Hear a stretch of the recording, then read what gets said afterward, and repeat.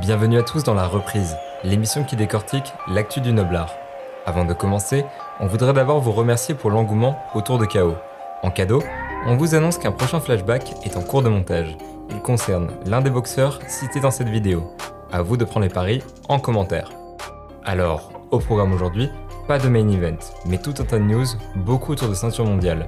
On parlera également du retour de Oscar de la Hoya. Notre instant Cocorico sera quant à lui consacré en grande partie à nos boxeuses tricolores. Pour l'heure, faites sonner la cloche, La Reprise, épisode 6, c'est parti!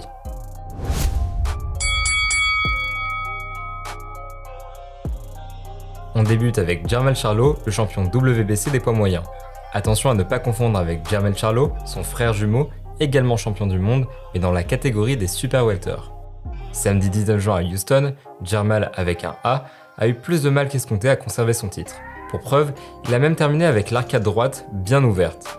Son challenger, le Mexicain Juan Macias Montiel, s'est montré particulièrement tenace et assez imprévisible, il faut le dire.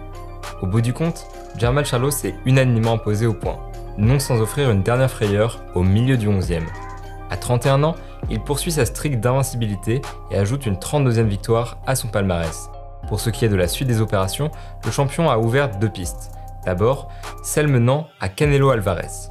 Le Mexicain, lui, a d'ailleurs répondu « L'heure de Jermell Charlo viendra, mais pour l'instant, toute mon attention va sur Caleb Plant. En gros, il faudra attendre encore un peu. Peut-être le temps pour Charlo d'explorer l'autre piste. » Cette piste pointe vers le très expérimenté Gennady Golovkin, multiple champion du monde et actuellement détenteur de la ceinture IBF des poids moyens. Un combat d'unification est-il en préparation? Il semblerait bien. Un mois plus tard, Jermell, lui, avait l'occasion d'ajouter la ceinture WBO à ses titres WBC, WBA et IBF et de devenir par la même occasion le premier champion unifié de l'histoire des super welters. Opposé au champion argentin Brian Castano à San Antonio au Texas, Charlo a eu chaud, très chaud même, notamment dans le troisième round qui a bien failli lui être fatal. Les deux hommes se sont finalement laissés sur un match nul, même si chacun des deux boxeurs clame évidemment haut et fort sa victoire. Une situation de flou qui laisse penser que l'affaire est loin d'être réglée, d'autant plus que les deux camps se sont dit ouverts à une revanche prochaine. On descend en catégorie et on remonte un peu dans le temps. Le 26 juin, à Atlanta, Gervonta Davis et Mario Barrios ont croisé les gants pour le compte de la ceinture WBA des poids super légers. Souvenez-vous, il y a quelques semaines, nous vous avions alerté à propos des problèmes extrasportifs de Davis qui auraient potentiellement pu l'handicaper face à un boxeur de la trempe de Barrios. Ce dernier a d'ailleurs mené au point la première partie du combat, mais Davis s'est réveillé progressivement dès la 5e reprise. Il a fallu attendre la 8e reprise pour voir Tank prendre l'ascendant en envoyant son adversaire au tapis d'un crochet du droit supersonique. Barrios s'est relevé, mais a fini par regoûter le sol 3 rounds plus tard, cette fois-ci pour de bon. Pour son premier combat chez les super légers, Gervonta Davis fait fort. En plus de ravir le titre WBA à Barrios, il lui inflige également la première défaite de sa carrière.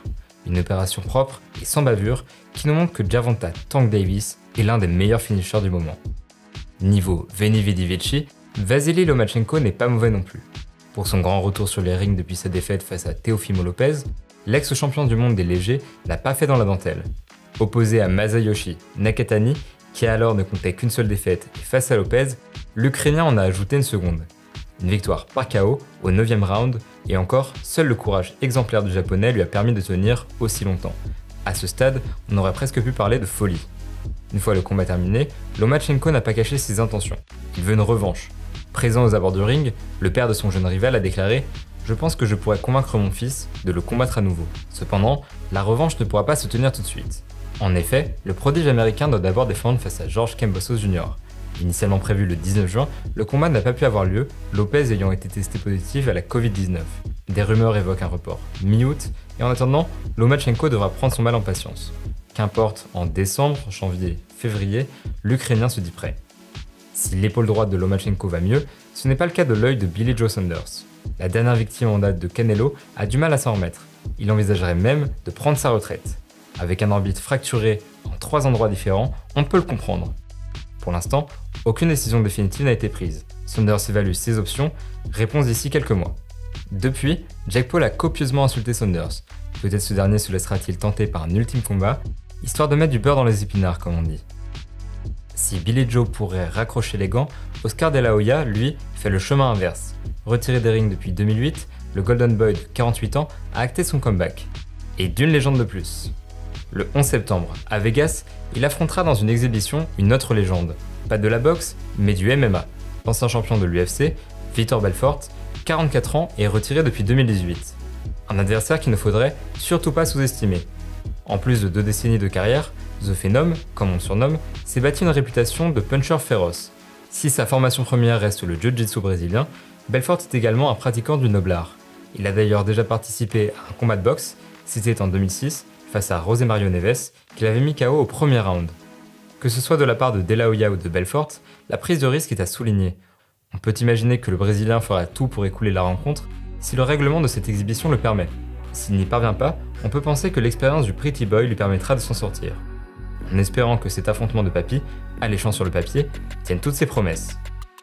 Vitor Belfort pourrait bien s'inspirer d'Anderson Silva.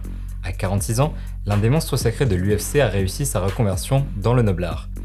Au Mexique, sur les terres de Julio César Chavez Jr., Spider s'est imposé au point par décision partagée sur le fils de l'idole locale et, accessoirement, champion du monde très contesté WBC des moyens entre 2011 et 2012. Une véritable prouesse, car si Chavez Jr. est loin d'être la moitié de ce qu'était son père, on ne peut pas dire non plus qu'il s'agit du premier venu. Plus mobile et surtout plus actif, Anderson Silva a mérité sa victoire, ce qui lui a d'ailleurs valu les félicitations de Canelo, présent dans la salle.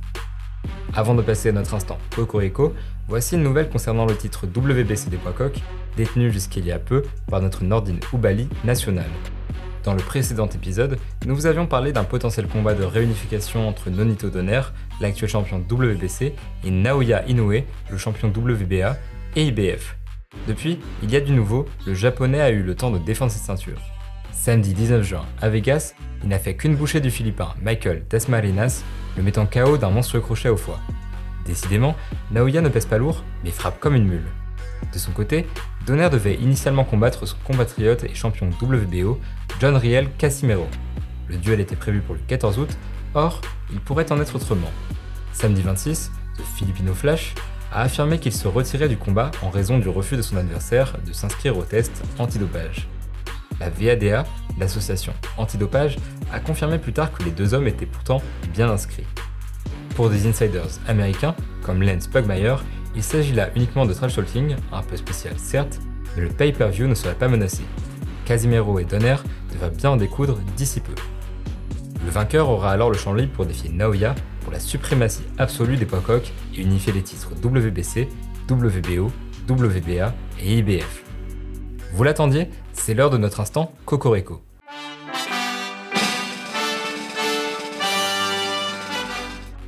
Devant son public, le Nazérien Olivier Vautrin a conservé son titre de champion de France des lourds légers au terme d'un combat casse-gueule. Tout avait pourtant bien commencé pour Vautrin, qui dès le premier round avait envoyé son adversaire Eddie Lacrosse au tapis d'un puissant uppercut. Malheureusement, le natif de Saint-Nazaire s'est ensuite blessé à la main pendant que son challenger, lui, prenait de plus en plus confiance au fur et à mesure du combat, allant jusqu'à asséner 2 violents crochets à la face du champion lors de l'ultime reprise. Plus consistant, Vautrin s'est vu attribuer la victoire d'une courte tête.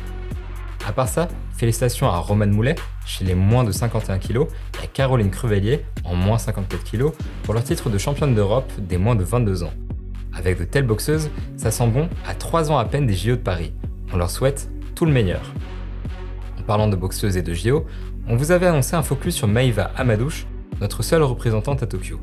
L'épisode étant déjà bien chargé, on se le garde pour une prochaine fois. Sachez cependant que la policière a un emploi du temps très chargé. Cette année, les JO ne sont pas son unique objectif.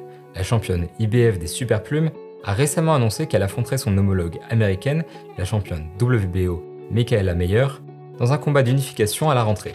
Sacré programme! Si vous ne la connaissez pas, Mikaela Mayer est une référence mondiale, une boxeuse sur la pente ascendante, toujours invaincue chez les pros. Imaginez une seconde, une médaille d'or, puis une réunification. 2021 peut être l'année de Maïva Amadouche.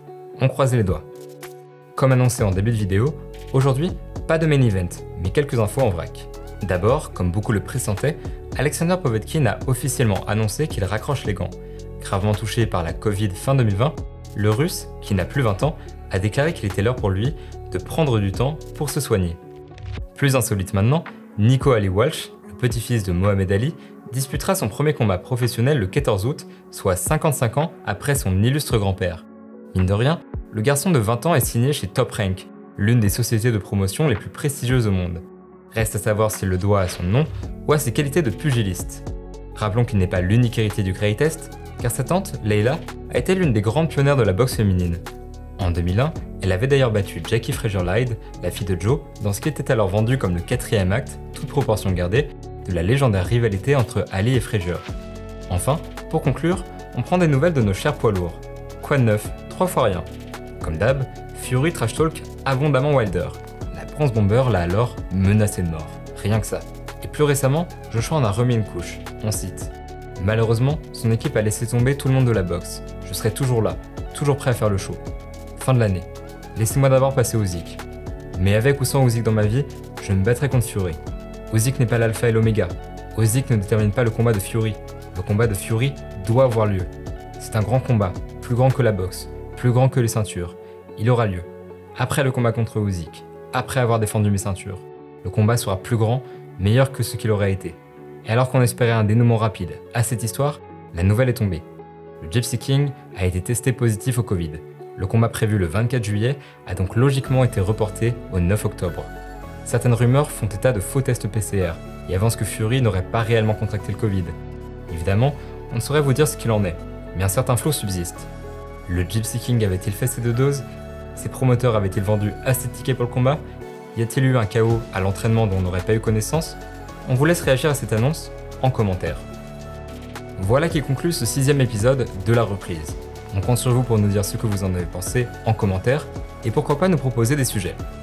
Notre combat de la semaine est celui cité précédemment entre Layla Ali et Jackie Frazier. Un super affrontement entre 2 très bonnes boxeuses qui ne méritent pas sa réputation de pétard mouillé. Pour la première fois, 2 femmes, loin d'être des filles à papa, trustaient le main event. Un vrai morceau d'histoire. Le lien est dans la description. En attendant, on se dit à très vite et d'ici là, boxez bien.